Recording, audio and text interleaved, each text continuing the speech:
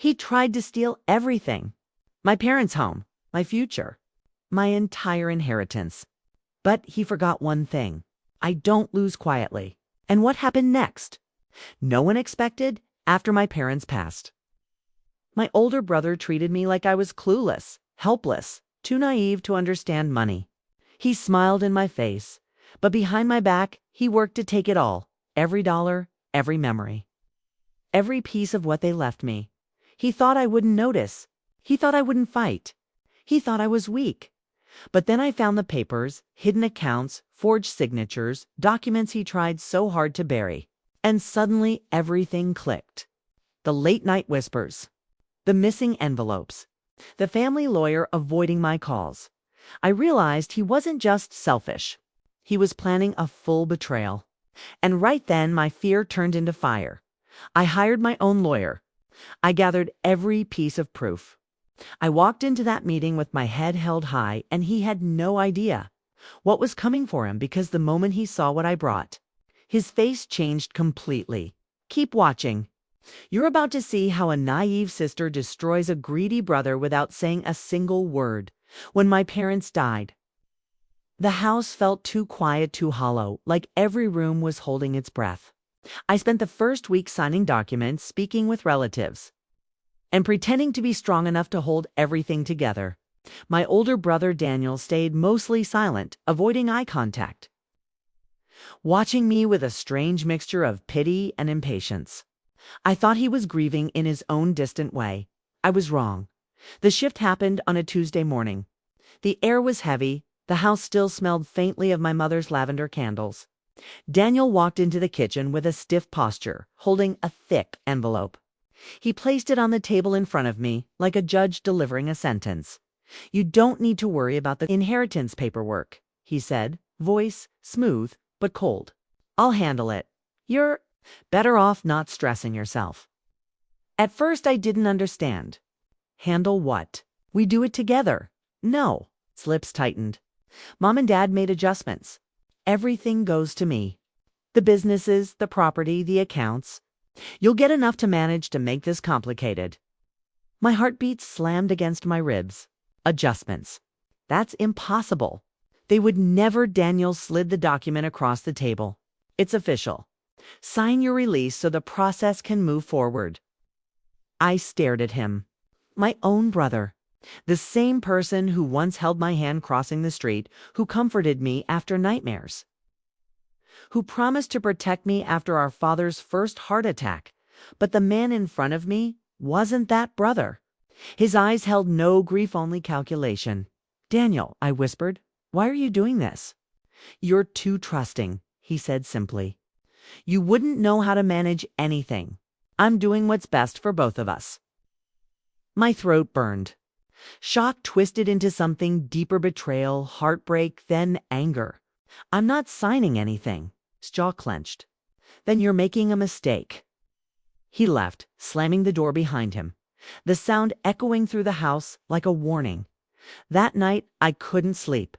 I sat in my parents' study, surrounded by dusty files, unopened envelopes, and memories. I felt small, like he wanted me to feel. But somewhere in the heavy silence, another feeling sparked, determination. If Daniel thought I was naive, he was about to learn how wrong he was. The next day, I called a lawyer. Not just any lawyer, someone my father once trusted. A woman named Mara. Sharp eyes, sharper mind. She met me in my living room, listened patiently as I explained everything, and then leaned back with a slow, dangerous smile. "He thinks you won't fight back," she said. "Good. That gives us an advantage." She asked to see the documents Daniel showed me. Even before I finished describing them, she nodded knowingly. "Those signatures sound forged. Sloppy, too. And if he forged one thing, there will be more." Together, we searched through boxes, files, desk drawers. Hours passed as we uncovered old contracts, handwritten notes, financial logs, pieces of truth my brother assumed would never find. Then I opened a folder at the bottom of a locked cabinet, my father's handwriting, a letter addressed to both of us. I read it aloud, voice trembling. He wrote that everything they built belonged equally to both their children. that they trusted us to respect each other, protect each other, and continue the family legacy together. My breath caught. This letter was everything. Mara's eyes gleamed. This changes the entire game. For the first time since my parents passed, I felt something powerful rising inside me, clarity, steadiness, a quiet fire. Daniel wanted to steal everything, but he forgot one thing. I may be quiet. I may be gentle, but I am not weak, and I was about to prove it. The door slams shut behind her, and the sound echoes through the empty street like a final verdict.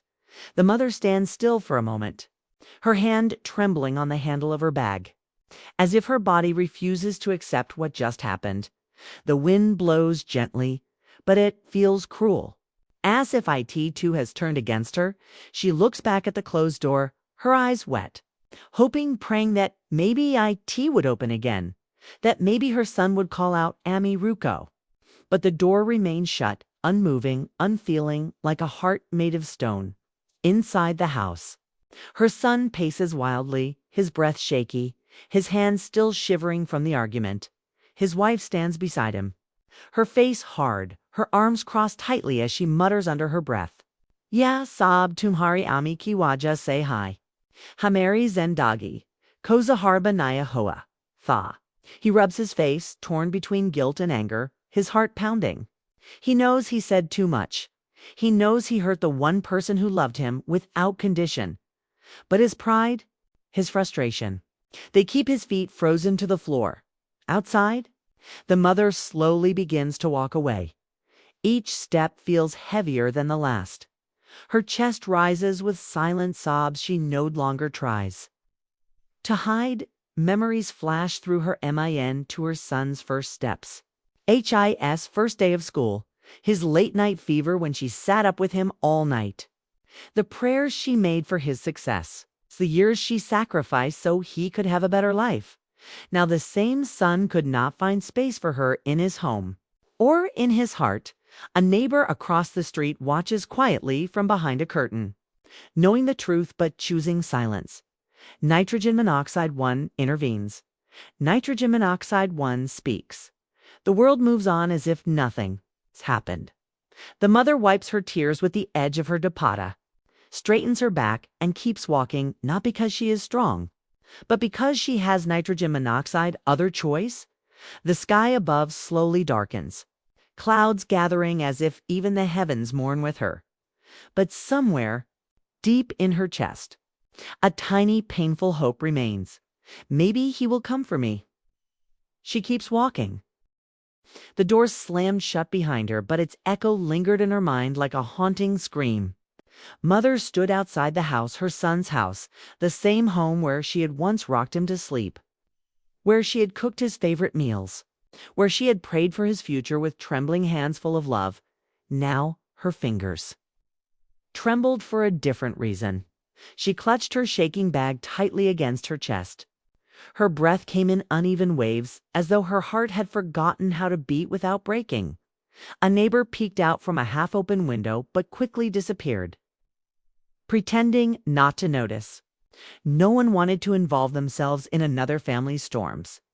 Mother slowly stepped away from the gate. With each step, her tears fell silently, soaking into the dust beneath her feet. Inside the house, the daughter-in-law paced angrily. Good, she finally left. She snapped, slamming a drawer shut. But the house didn't feel victorious. It felt heavy, like a place where love had been pushed out to make room for bitterness. The son stood near the window, staring blankly at the road. He had shouted. He had forced her out. He had told himself he was right, but the echo of his mother's broken voice, Beta, I have nowhere else to go, kept bouncing inside his skull. He swallowed hard, his jaw tightening as guilt crawled up his spine.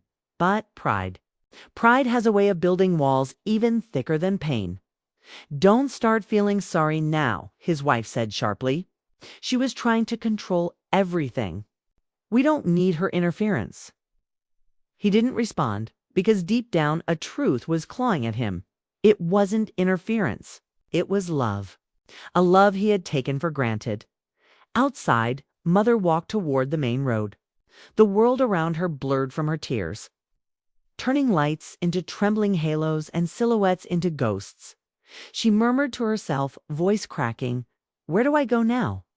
After giving everything? Where do mothers go?"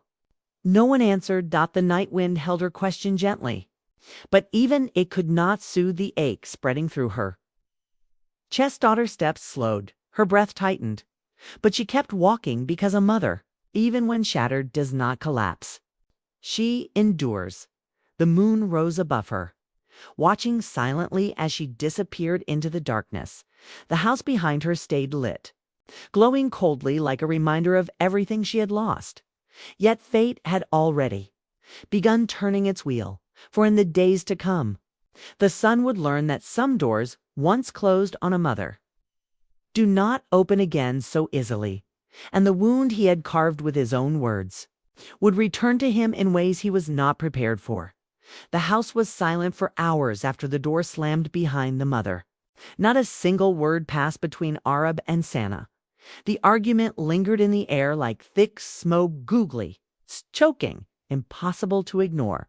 Every corner of the living room felt stained by the sound of shouting, by the sight of that trembling old woman standing in the doorway with her bag.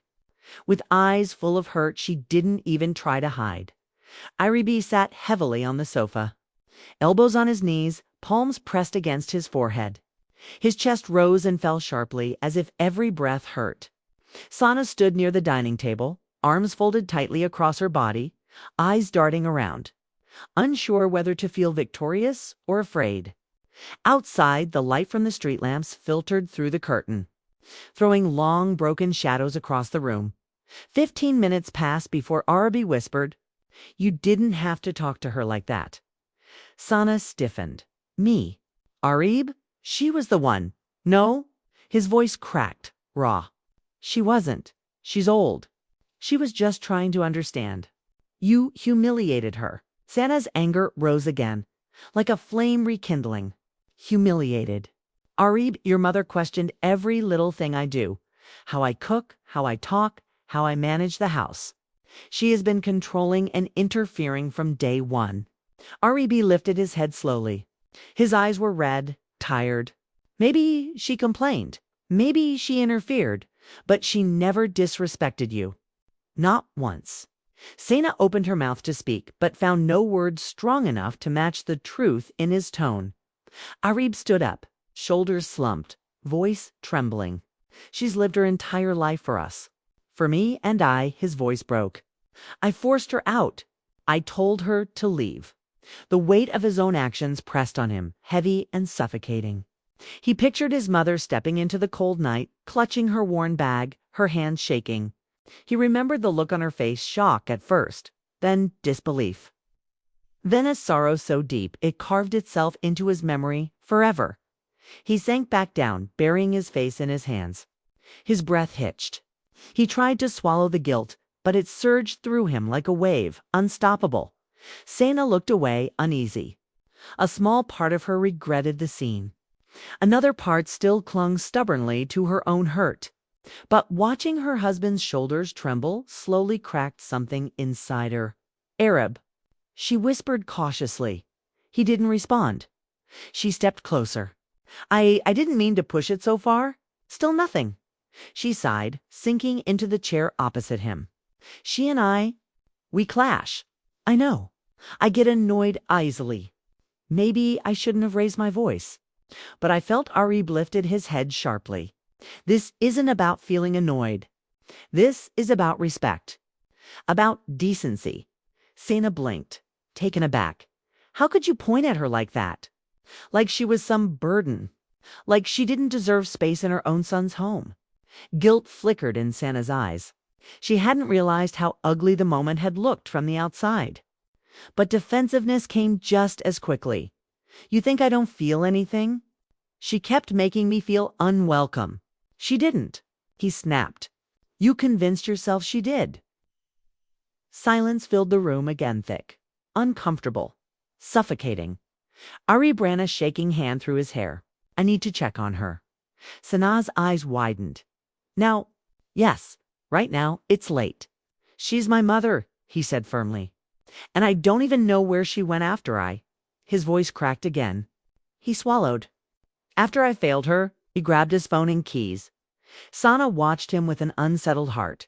Arib, if you go now, it'll make it seem like I'm the bad one. He stared at her for a long moment. You're worried about how it looks? After what just happened? She opened her mouth, but no sound came out. He whispered, I don't even recognize you right now. The words pierced her deeper than she expected. She looked down at her hands, suddenly unable to meet his eyes. Aribe walked toward the door, pausing only to slip on his shoes. His hands were trembling. His mind raced images of his mother's face, her tears.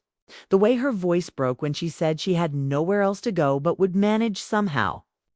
His chest tightened painfully. He unlocked the door. Arab, Sana said, her voice suddenly small. He didn't turn. Do you want me to come with you? She asked hesitantly. Another long pause. No, he said quietly. I need to face her alone. Sana felt something collapse inside her. She watched helplessly as he stepped out into the hallway and closed the door softly behind him as the latch clicked. A hollow stillness settled over the room. Sana sank onto the sofa, burying her face in her hands. For the first time that night, tears slipped down her cheeks. Not just because of guilt, but because she realized that in trying to protect her place in the home, she had unknowingly endangered her place in her husband's heart. Outside, the wind howled softly against the windows, carrying with it the echo of a mother's broken sobs, and a son's desperate footsteps as he hurried into the night, hoping it wasn't too late to bring her back. Shadows trembled across the silent room as thunder rolled beyond distant hills. The mother inhaled deeply, steadying herself, her heart aching with remembered wounds. She had returned only for truth, not vengeance, not bitterness, not blame. The house felt strangely familiar tonight, as if memories whispered through corners, fluttering like fragile moths around lamps. Her son stood opposite her quietly, guilt heavy in his lowered gaze. He seemed smaller than she remembered. Beside him remained the daughter-in-law, arms folded stiffly across her chest, eyes narrowed with suspicion and resentment. The mother refused to shrink anymore. She straightened her shoulders with resolve. Pain had taught her deeper strength. I did not come accusing you, she said softly, voice trembling slightly, but I cannot heal without truth. Her words drifted into charged silence, resting heavily on each listening heart. No one moved for several moments. Her son swallowed, shifting uncertainly forward. Old affection flickered within his expression, dimmed yet not extinguished completely. I hurt you, Mama, he whispered, shame pulling his posture visibly downward. I wasn't strong enough back then. His confession cracked something inside her, a dam she had held painfully firm, fearing everything would flood uncontrollably outward. But instead, tears rose gently now, not burning with anger like before, but shimmering with softened understanding. You chose her over me, the mother replied, voice gentle, steady, though the memory still carried thorns. You pushed me out so easily. Her son shut his eyes tightly, regret slicing through him like winter. I was frightened. Overwhelmed, confused, he admitted, stepping one pace closer. She said you controlled everything before. His wife stiffened visibly beside him, jaw tightening with defensive irritation. I only protected our home then. The mother met her cold stare. Protecting your home shouldn't require cruelty, she said, tone neither sharp nor weak. I begged you both to understand. The daughter-in-law scoffed quietly in response, bitterness swirling beneath every syllable. You tried taking him away emotionally, she snapped, voice sharp as glass. You made him feel constantly guilty. The mother shook her head slowly, in sadness rather than defensive anger. You misunderstood a mother's frightened heart. Wind rattled the windows softly behind as silence shifted again between them.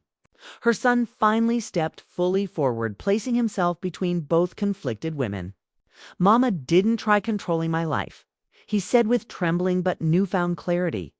She only wanted to feel included, he continued, voice firmer than before, and I let distance grow dangerously wide. His wife's expression faltered momentarily at that, surprise flickering beneath her stubborn mask. I didn't realize you saw that.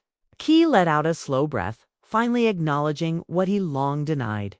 I pushed her away to please you, he said to his wife quietly, but it harmed all of us deeply. The daughter-in-law looked away sharply. No one spoke for several heartbeats, until the mother stepped toward them, placing her trembling hand on table. Blame helps none of us anymore, she murmured with exhausted yet sincere warmth. We must decide what comes now. The words settled heavily upon them, but not with hopelessness this time, rather like fertile soil welcoming seeds. Her son reached toward her, carefully touch hesitant yet filled with yearning. She accepted his hand without hesitation. Warmth slowly returned to their connection, like dawn rising after endless night. His wife watched them silently for moments, struggling with her pride and uncertainty. Finally, she exhaled through tightened lips, lowering her rigid defensive posture.